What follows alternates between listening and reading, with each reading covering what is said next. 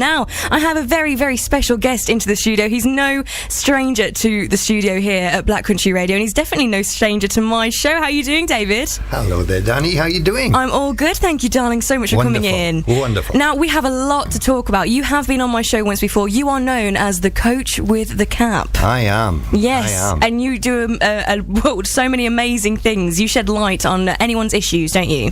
I try to, yes. I mean, that's I'm what they call a success coach. I like that name. Yes, yes. I deal with a lot of people who have issues, who want to improve in some part of their life, whatever it is, want to reach goals, good goals, positive goals, but mixture of everything. Okay, so tell our listeners right now what you actually do. People get in touch with you, and then you meet them, and then they talk to you about a particular issue. And how do you shed light on that? Last time you told me it was all about a key question, something for them to think about to help them with any issues they've got going on. Well, it's all about, as far as I'm concerned, we all have capacity. We have tremendous potential within us. We just don't have access to that potential at times. And when I meet people, and largely I meet them, they're being referred to me from people I've already seen, existing clients.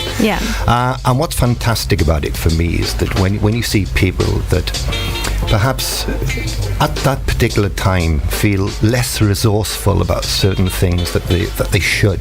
They know there's something better out there, but there's something holding them back on something. It's wonderful to see.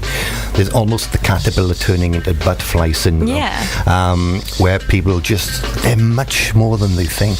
There's much more to us. There's much more out there, and it's just bringing that knowledge, if you like, giving people the capacity to feel that there is more out there. And unlocking that part of themselves. Absolutely. Living the sort of life that they choose, not one that's being given to them, being dictated to them, feeling that they have limits, knowing there's more out there. And it's fantastic. And how long have you been doing this, if you don't mind me asking? Well, I've been dealing with people for the best part of 25 years now. Wow, incredible. Congratulations. Well, thank you. Is it a hard job, though? Sorry to interrupt. Is it hard? It can be. When you're listening to some people's issues, they have, and probably through no fault of their own, they've come to a place where they're at their wits' end, to be honest, and they can't see the wood from the trees, as they say. And the way forward is difficult for them, but everything is possible.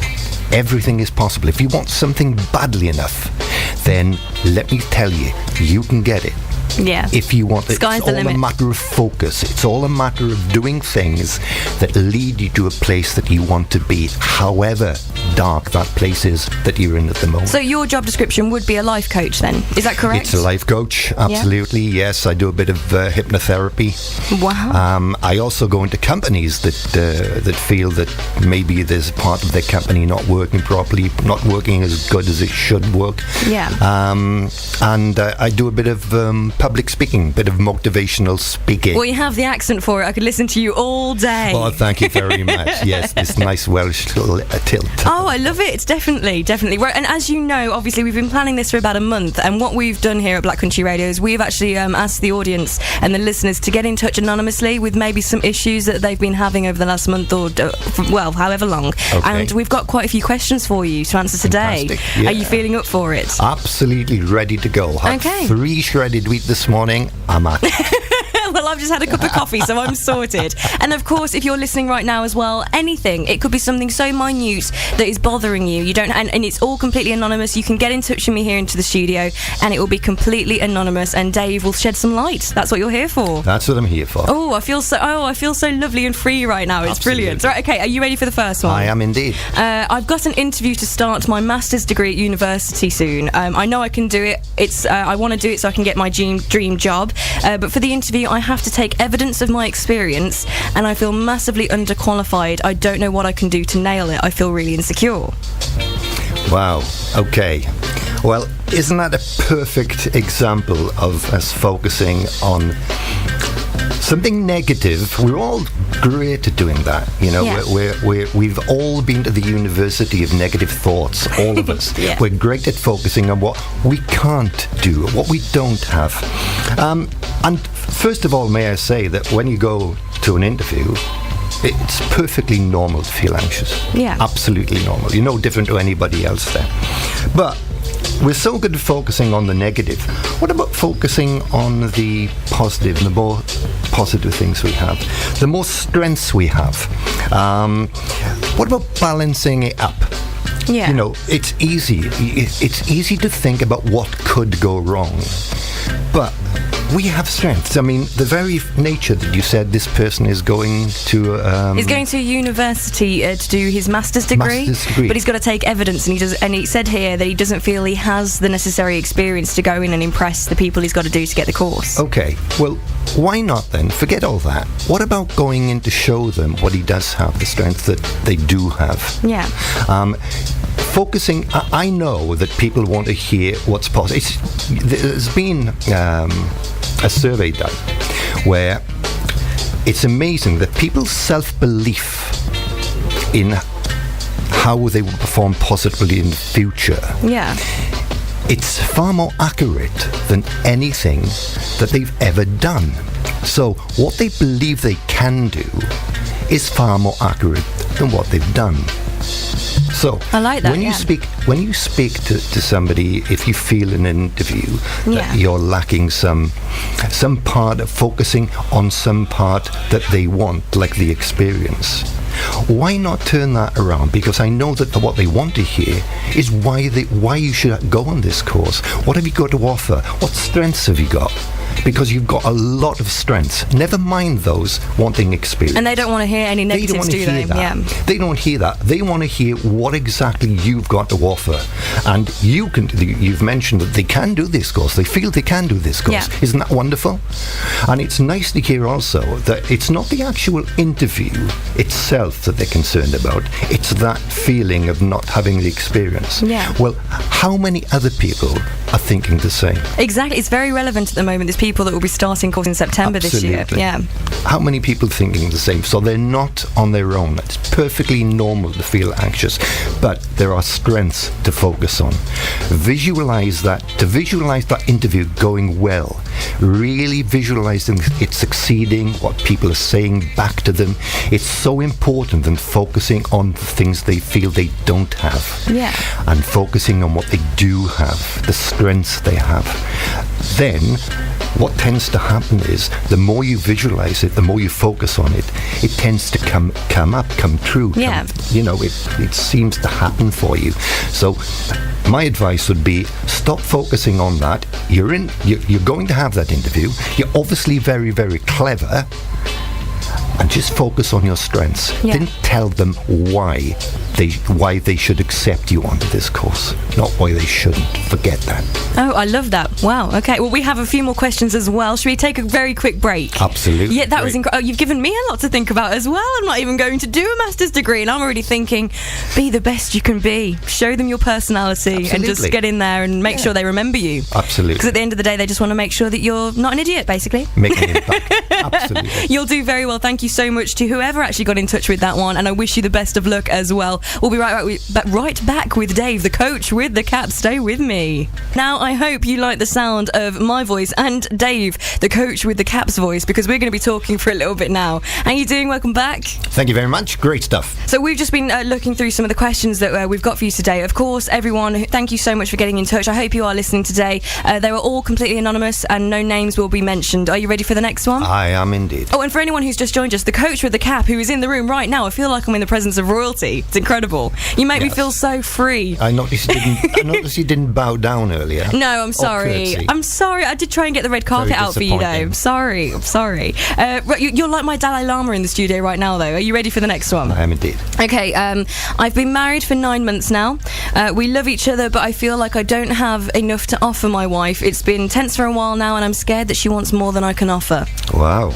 When I read that the other day, it really got to me. And it's such an unfortunate thing. But what advice would you give? What key would you give that person who feels that way? Well, the first thing that stood out for me was that there were an awful lot of I's in that, wasn't there? Yeah. There's a lot of I's. I felt this and I feel that. And it's no wonder things are tense with those anxious thoughts, those anxious predictions that are going through this gentleman's head. But I wonder, if you look at it from a different perspective, I wonder how the partner's feeling, how his behaviour is sort of impacting the partner's behaviour. What is she seeing? It's amazing. And you also said that they truly love each other. That's very, very telling here. Yeah. So he's suffering these anxious thoughts, but he stated that they truly love each other. The word communication comes to mind. That's exactly what I thought. Clear communication. Because he's assuming something that may be happening with his partner, but it's only assuming. I find we're so good at globalizing things, and what happens is that when you have a sort of negative thought, it's like the domino effect. Is that all of a sudden it creates another one, then another one, then another one, and they get more and more intense. Whereas, if there was clear communication, these people don't just love each other. You said what? They truly love each other? Truly love each other. Isn't that nice? I mean, they've been married 9 months, for goodness sake. Yeah. 9 months. And the first year is always the hardest, by the way, if you're listening. That's what they say. Well, the thing about getting married, I mean, it doesn't automatically mean that you know everything about each person. Of course. It's still a work in progress.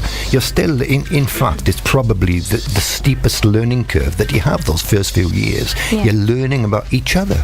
And things will crop up where you ask yourself the question, why is that happening? Yeah.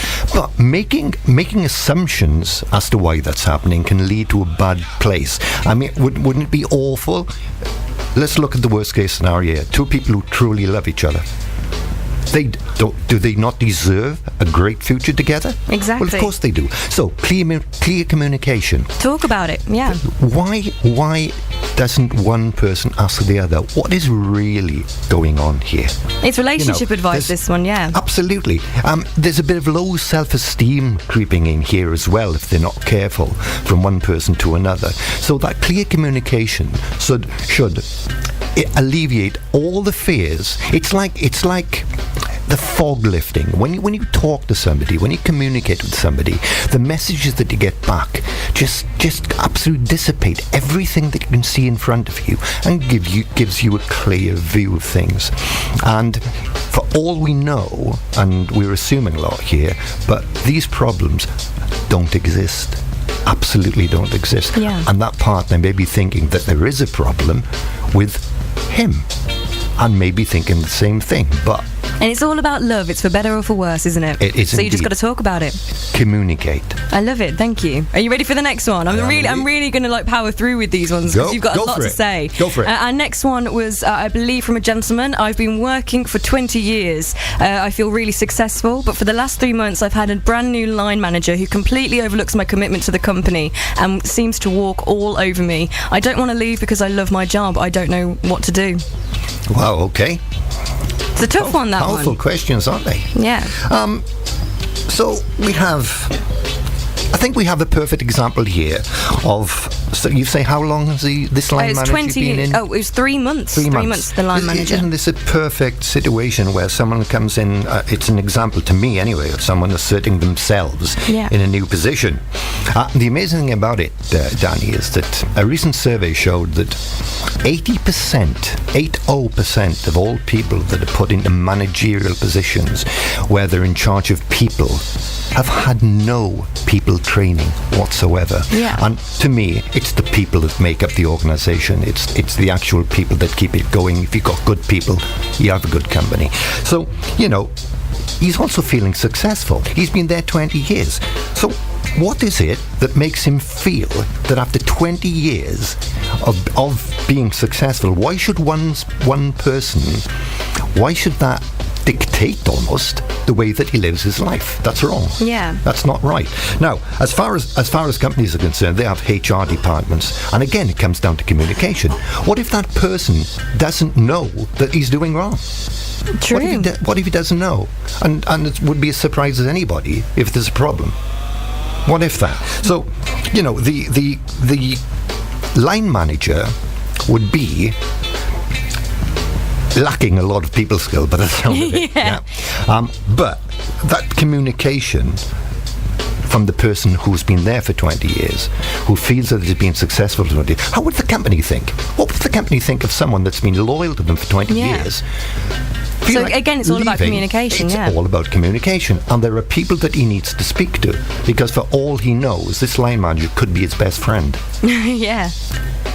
Asserting his... We do that when we tend to go into a new job. We like to make our presence felt, don't we? Well, I know someone who was in a very similar situation to this. He hadn't been working there that long, but his new line manager, it was the same situation. Yeah. And he found that after about 6 months, that it was just sort of a kind of, right, I've now got to take... This line manager was like, I've got to make an impression. I'm not going to let you walk all over me, so I'm going to make sure you know not to. Absolutely. And then they become friends with their colleagues, the ones that they're in charge of. Yeah. So it's a kind of like making a stamp. I'm here, don't mess with me. And then after a few months, it kind of fizzled out a little bit, and they all became friends, and it was much nicer. Well, that's right. That's lovely. I mean, we all try to make an impact in whatever we do. Yeah. And a new line manager who has been promoted, particularly when it's promoted, doing just that. Yeah. Wow. Making an Okay. impact. But for somebody being there 20 years, it's not fair. We should handle this. He should find a solution to this. Brilliant. Okay. Well, another one. I'm going to fire one straight at you. Are you ready? Okay, You're going to be I out am. of breath soon. You're sweating. The next one we have, my little lad is being bullied at school while doing the usual parenting thing. He was coping fine, really bright and talkative, but recently he's become very quiet and doesn't want to be involved in his hobbies as much. He's only 7, and I'm really worried that it's affecting him. Wow, okay. Yeah, the all too familiar It's quite common, isn't it? Yeah. Yes, it is. The first thing I'd say, and probably the most important thing, is that person who feels that they're being bullied has unconditional support. Unconditional support. It wouldn't be right for anybody to question what he's doing in a sort of in a way that he feels that somebody else is having a go at him. It has to be unconditional support for them to get somewhere here to start with. They have to know that it's not their issue, but somebody else's. It's not about them. It's not about them being lacking something. It's about other people, the bullies. It's all about their behaviour, not theirs. Yeah. So that support the people who are being bullies, of being reassured that it's not them, is the first step here. Yeah. Why do people be bullied? Because why do they bully? Oh, Is it that one question. Why do bullies bully? Well, let me tell you what my position is on this. Okay. I feel that these people who bully have experienced something that makes them behave this way, whether it's at home, whether I completely agree. At home, whether they've been bullied themselves, whether they're jealous, whether they're part of a pack, whether they have likes to negative social gives them more recognition. Yeah. Negative social behaviour gives them more recognition. It's the attention. It's the attention. Absolutely. Yeah. But the most important thing is a word called power, and I don't mean dictatorial power. I mean the power we have to live our lives from day to day. Yeah. If they haven't got that, they'll take somebody else's. That's why they have to keep on So what bullying. advice would you give to this, I'm assuming, father who's got in touch about his son? Each school has to, by law, have a policy on behaviour, and bullying forms a massive part of that. And they're well within their rights to go to the school and find out what the anti-bullying policy is. Yeah. And there is somebody there, these good schools, I'm talking state schools, not private schools, by the way, and somebody there will be able to deal with the bullying. And if it gets worse and worse, and they feel they're not getting the job, there's always a legal way of course, that has to be quite extreme for that to happen. No, of course. But there's always a way of sorting it. By the schools have got to, by law, have an anti-bullying policy, and knowing what it is, you're well within your rights to find out that. Perhaps buddying up, perhaps pairing up. When you're walking home from school, when you're in school, when you go to the toilet, whatever, having somebody with you might prevent it. And you know what? Bullies feed off reactions. They feed off people's reactions, because when they see somebody that doesn't react to what they're doing, then what's the point in bullying them? Exactly. No, I completely If they agree. see a reaction, that's fantastic. That's power for them. Yeah.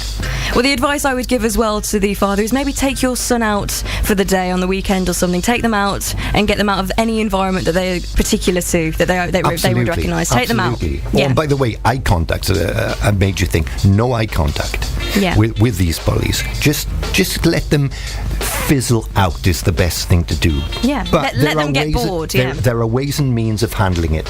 Brilliant. Okay, we've got one last one for you. I've got a job interview up north in July. It is my dream job, but I'm petrified of moving away, leaving my family and friends, and I worry that I won't fit in if I do move. I don't know if it's the wrong move to make. Okay. It's a tough one. It's a tough It is one, a tough moving one. away. Well, there are sort of three forces happening here, all pulling the person in different directions. First of all, it's a perfect dream job, so that's pulling them one way. The moving Yeah. is another issue that's pulling them another way, and will they fit in? Of course. That's yeah. another force pulling them another way. The first question is how badly do they feel they want this job? Is this an important part of them developing, important part of them of what their future's going to be? That's the first question you should ask yourself. You certainly won't be the first or the last Yeah. that suffer this issue. It's change, and we generally don't like change. We like our own little comfort zones. So if you're moving away, visiting the place first of all, just getting a feel of it, getting a feel of the schools, what it's like up there, not being. What would have to happen for someone not to fit in somewhere? Yeah. That's a good question. You know, if you turn it round, what would need to happen if they didn't fit? I don't think that's going to happen. Okay. But you know, visiting the places, feeling at home with the places, and really finding out and asking themselves how important is this job to them. Okay. So would you maybe say, look, consider how important it is, weigh out your options, your pros and your negatives and stuff, and then you decide, because you can always move back. Well, nothing's ever forever. So if they go up there, worst case scenario is they have to come back. Exactly. That's fine. But the thoughts in the head have to check. The thoughts equals the behaviour, and changing the thoughts, going up to there, seeing that it's not as bad as I think, not as bad as I pictured, may change their mind. Brilliant. Well, Dave, thank you so much. You've been absolutely incredible today, and it's been a pleasure to have you back on the show. Hopefully we'll hear from you again later in the year. Well, it'll be lovely, and thanks very much for And how can inviting me people get back. in contact with you as well? Well, they can have a look at my website. I'm on the website, either New Horizons Global, New Horizons Global, or the Coach with the Cap.com. Brilliant. So Well, if you they look Google at the that and get in website, touch, yeah. You can get in touch with me from either of those websites. Brilliant. Well, thank you so much for joining me today. It's been an absolute pleasure. You are awesome, and I feel so refreshed now. It's incredible. I don't know how. Good. That's incredible. Thank you so much. I wish you Okay. all the best. Thanks for Dave. inviting me. Thank you.